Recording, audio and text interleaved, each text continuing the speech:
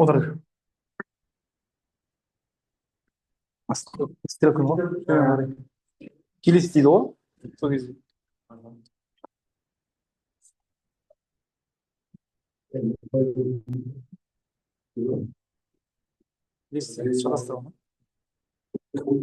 Зум қосылды.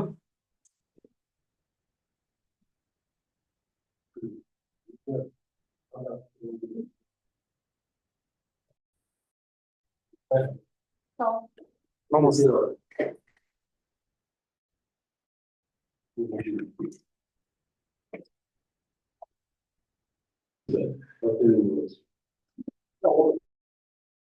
Регистрация жүріп отыр.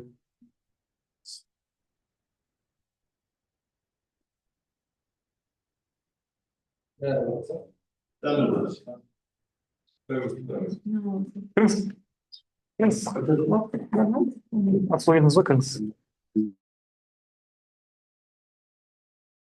Отырыңыз, қалған жеріңізге.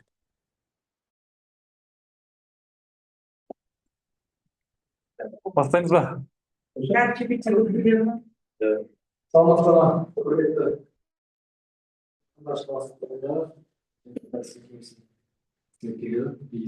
Езіліп тұр ма?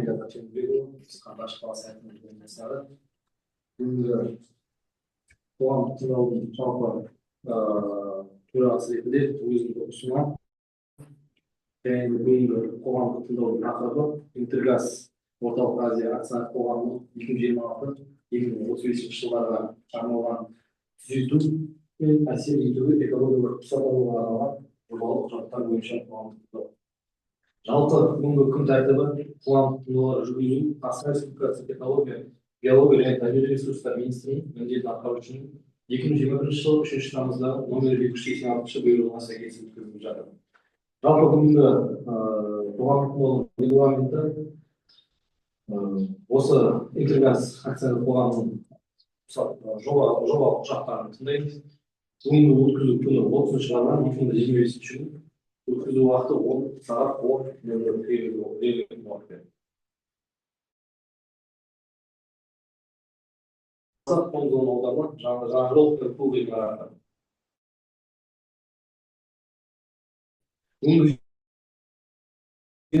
Интергаз мекемесінің қызметкерлері және қандашыласының тұрғындары.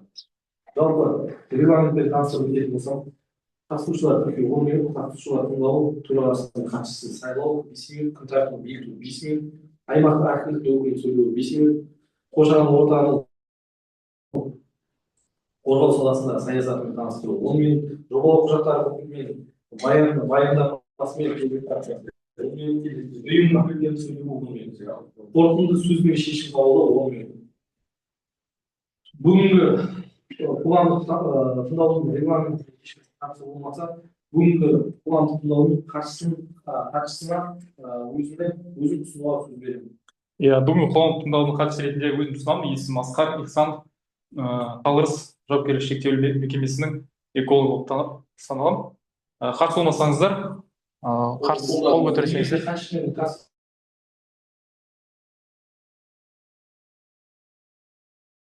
Хатшы тағайындалды, яғни онда бүгінгі тыңдаудың ашылып жариялаймыз. Ары қарай күн тәртібінде жобалық құжаттар бойынша жұмыс жобасы баяндамасына сөз береміз. Барлықтарыңызға саламатсыздар ма? Ассалаумағалейкум. Есімім Құлтаев Өрхан Досмұратұлы, жауапкершілігі шектеулі серіктестігі жобалаушы мекеме Талғырыс. Яғни біздер осы Интергазға подрядчик болып тұрған мекемеміз, мына жобаны жасаған біздер болып табыламыз. Бас маман инженер-эколог. Бүгін қарастырылатын, яғни Ақтөбе Интергаз Орталық Азия акционерлік қоғамының 2026-2035 жылдарға арналған түзету мен әсер етуге экологиялық рұқсат алуға арналған жобалық құжаттар бойынша қоғамдық тыңдау өтеді. Яғни негіздемеге сүйенетін болсақ, 96-шы бапта қоғамдық тыңдаулар өткізілуі туралы не дейді? Бірінші қағидамызға сәйкес, мемлекеттік экологиялық сараптама жүзеге асыру процесінде немесе басталғанға дейін қоғамдық тыңдаулар өткізу міндетті болып табылады. Екінші қағидамызға сәйкес, мемлекеттік экологиялық сараптама шеңберінде қоғамдық тыңдаулар өткізу қағидаларына сәйкес өткізіледі. Яғни Қазақстан Республикасының 2021 қаңтардағы кодексіне сәйкес өткізіледі. Келесі. қоғамдық тыңдауларды өткізуге негіздеме болып табылатын қазіргі уақыттағы Ақтөбе облыс аумағындағы Интергаз орталық Азия акционерлік қоғамы қызметі Ақтөбе облысының табиғи ресурстар және табиғат пайдалану реттеу басқармасы берген экологиялық рұқсат негізінде жүзеге асырылады. Оның қолданылу мерзімі яғни 31 желтоқсан 2030 жылға дейін белгіленген. Магистралдық газ құбырлары мен компрессорлық станцияларды пайдалану барысында қосымша енгізілген ластауыш заттардың стационарлық көздерін есепке алу қажеттілігінен туындаған болатын. Интергаз орталық Азия акционерлік қоғамы өндірістік инфрақұрылымының құрамына эмиссиялар нормативтердің өзгерісін енгізуді талап ететін жаңа технологиялық объектілер мен көздері енгізілген болатын. Жалпы мәліметтерге көшейік. Интергаз орталық Азия акционерлік қоғамы негізгі бағыттары сондай-ақ үшін табиғи газдарды тасымалдау, сондай-ақ халықаралық транзитті жүзеге асыру болып табылады. Іс жүзінде Интергаз орталық Азия республиканың жалпы ұзындығын шамамен 14 мың шақырымды қамтитын барлық магистралдық газ құбырларын бақылайды. Компания Қазақстан аумағы бойынша 14 магистралдық газ құбырлары арқылы газ тасымалдауды жүзеге асырады. Газды тасымалдау 24 компрессорлық станция жүзеге асырады. Мұнда әртүрлі типтегі және модельдегі 291 газ айдау қондырғысы орнатылған болатын. Компания құрамында 3 жер асты қоймасы кіреді. Бұлардың ішінде ең ірісі Ақтөбе облысында орналасқан Базой. Келесі. Интергаз орталық Азия акционерлік қоғамы Бұхара-Орал магистралдық газ құбырларын Ақтөбе, Жаңажол КС 13 қалаларына бұрылатын газ құбырларын пайдаланумен, сондай-ақ жер асты газ қоймасын пайдаланумен айналысатын ХГ Базой болып табылады. Қазіргі магистралдық газ құбырлары арқылы тасымалдау процесі компрессорлық және газ тарату станцияларының желілік бөлігін пайдалану мен қызмет көрсетумен байланысты. Интергаз Ақтөбе құрамына ЛПУ-дың 4 желілік өндірістік басқармасы кіреді. Бұлар біріншісі Арал ЛПУ, екіншісі Шалқар ЛПУ, үшіншісі Краснооктябрьский ЛПУ, төртіншісі Жаңажол ЛПУ деп бөлінеді. Келесі.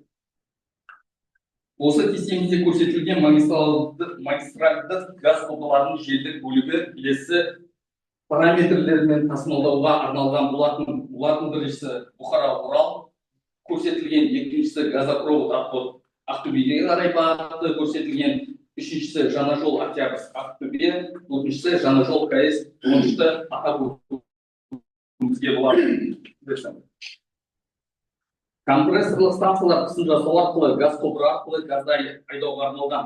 Компрессорлық станция негізгі технологиялық жабдығы болып табылатын газды қысында арттыру және айдау арқылы магистралдық газ құбырлары арқылы газ тасымалдаудың қажетті режимін қамтамасыз ететін айдау агрегаттары болып табылады. Газ тарату станциясы тұтынушыларға берілген кезде газдың магистралдық қысымын төмендетуге арналған. Жер асты газ қоймалары газды қабатты сақтауға және оны тұтынушыларға қабаттан беруге арналған. Әдетте қысқа реттеу кезеңінде газ тұтынудың маусымдық біркелкі процестігін реттеу үшін арналған. Жаңажол ЛПУ-дың негізгі міндеті газ тарату станцияларын пайдалану болып табылады. Жаңажол нысандары Ақтөбе облысының Мұғалжар, Темір және Алға аудандарында орналасқан және Нарды қамтиды. Өндірістік база 13 газ тарату станциясы, Жаңажол ЛПУ-дың сызықтық бөлігі, Жаңажол ЛПУ-дың өндірістік басына қарайтын Қандыағаш қаласының индустриалдық аймағында орналасқан. Ең жақын тұрғын үй Молодежный шағын ауданы зауыт қоршауынан оңтүстік батысқа қарай 1000 шақырымды қашықтықта орналасқан. Жаңажол ЛПУ құрамына кіретін 13 тарату станциясы бар. Қандыағаш, Самбай, Шұбарши, Темір, Ембі, Ақжар, Покровка, Қанды, Байғанин, Алға, Жаңажол және де өзгелерін атап өтуімізге болады.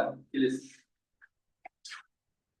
Барлығымыз білеміз, өндіріс орны болғаннан кейін, яғни атмосфераға шығарылатын ластаушы заттардың тізбесі болады. Мына жерде бізде ластаушы заттардың тізбесі көрсетілген. Келесі. Мынау бірінші кестенің жалғасы болып табылады, жаңағы жоғарыда көрсетілген. Келесі. Яғни Жаңажол ЛПУ бойынша тоқталып өтетін болса, әрбір мекемеде, яғни күкірт оксидтері, марганец, метанол, бензол деген сияқты компоненттердің ластауыш заттары көрсетіледі. Бізде жоғарыда айтып отырғанымыздай, мына жерде солардың қанша ПДК-сы, шекті рауылды концентрациясы барлығы осы жерде көрсетілген. Келесі. Ақтөбе жылытудың негізгі өндірістік қалдықтарына көшейік. Оларды атап өтетін болсақ, май қалдықтары, металл сынықтары, оқшаулағыш материал қалдықтары, қосалқы өндіріс қалдықтарына нарды жатқызамыз. Майлы шүберектер, лак бояу контейнерлері, дәнекерлеу электроптарының түйіршіктері, пайдаланған шамдар, металл үгінділері, құрылыс қоқыстары және тағы басқа тұрмыстық қалдықтарды атап өтуімізге болады. Келесі. Әрбір мекеме болғаннан кейін, яғни ол жерде мына тұрмыстық қалдықтар болсын, өзге де қалдықтар болсын, лимиттері көрсетіледі. Мына бізде Интергаз Центральная Азия Ақтөбенің 2026-35 жылдарға арналған лимиттері көрсетілген осы кестемізде. Келесі. Мынау жалғасы болып табылады, жаңағы көрсетілген кестемізде. Келесі. Экология кодексіне сәйкес экологиялық талаптар заңды түрде сақталу үшін әрбір мекемеде қоршаған ортаны қорғау жөніндегі іс-шаралар жоспары қарастырылған. Яғни қоршаған ортаны қорғау жөніндегі іс-шаралар жоспары деп отырғанымыз не ол? Көп қазіргі таңда талқыланып отырған мәселелер ол көгалдандыру мәселелері, көгалдандыру мәселелеріне жатқызатын болсақ, ағаш егу және өзге де экологияға өз пайда оң әсер беретін жаңағы ауаның қоршаған ортаның залал келмес үшін осындай қоршаған ортаға іс-шаралар жоспары қарастырылған. Келесі.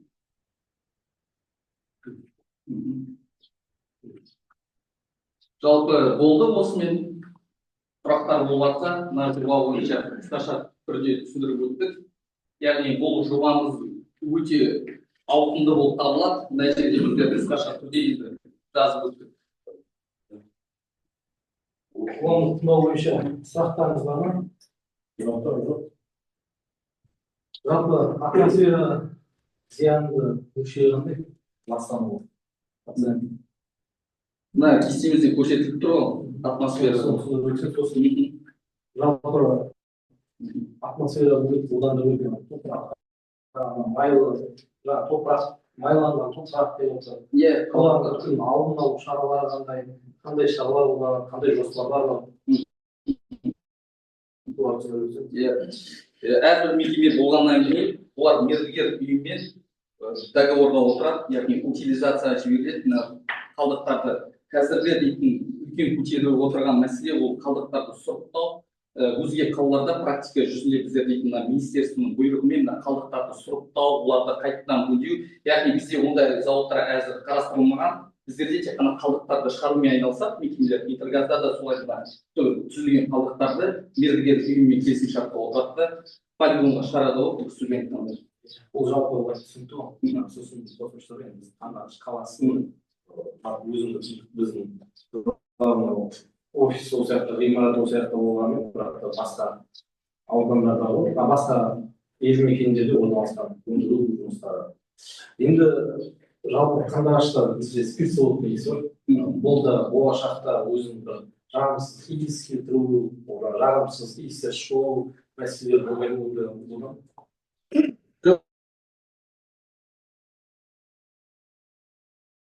Біздерде мысалы жоба дейтін иіс шығару, иіс жағымсыз иіс шығу бойынша. жоқ, Қазмұнайгаздың ондай дейтін экология залал 100 салу жылда 2026 2035 дейін қазір жылы жұмсалып алғансыздар. Оған дейін, яғни 2026 биылға дейін жоба болған. Одан ол именно Қандыағаш қаласы бойынша, енді Мұғалжар ауданы бойынша жұмысталды. Ақтөбе облысы бойынша. Жалпы Мұғалжар бойынша жұмсалып алғансыздар. Қай егін болады? Биылға 42 тур. Алдымызда грейстерге бар. Ел біздің ауламызда. Қандай талдар егіп жатсыздар? Алма ағашы бар, 5 түр. Леон, сирен, 15 тар. Сондай келіп, Ол именно енді жобаға сәйкес барлық қоғамдық орында өтіп жатыр. Жобаларға сәйкес ол өзінің бір стандарт шығарып жұмсалу деп қояды. Бірақ ол компания үлкен болғандықтан өзін ұсыну жүзден бөлек ол Қандыағаш қаласы тек ғимаратқа айналыспайсыз, қандаш қаласында ішіне еккен дұрыс деп ойлаймын. Саябақтар бар, жолдар бар, нелер бар. Егер де жер керек болатын болса, істейтін болса, көмек береміз, қай жаққа егу керек болса, ары қарай суару жұмыстары қадағалау жасаймыз. Жалпы, егер де қоғамдық тыңдау бойынша сұрақтарыңыз болмаса, бүгінгі қоғамдық тыңдаудың аяғына жетті деп ойлаймын. Тыңдауды өтті деп растаймыз. Қоғамдық тыңдауда жабықтып жариялау үшін ешкімде бүгінгі жоба бойынша қарсылық жоқ па? Қарсылық жоқ па? Қарсылық жоқ болса, бүгінгі тыңдау жабық жариялайды. Рахмет. Рахмет, сау болыңыз. Рахмет.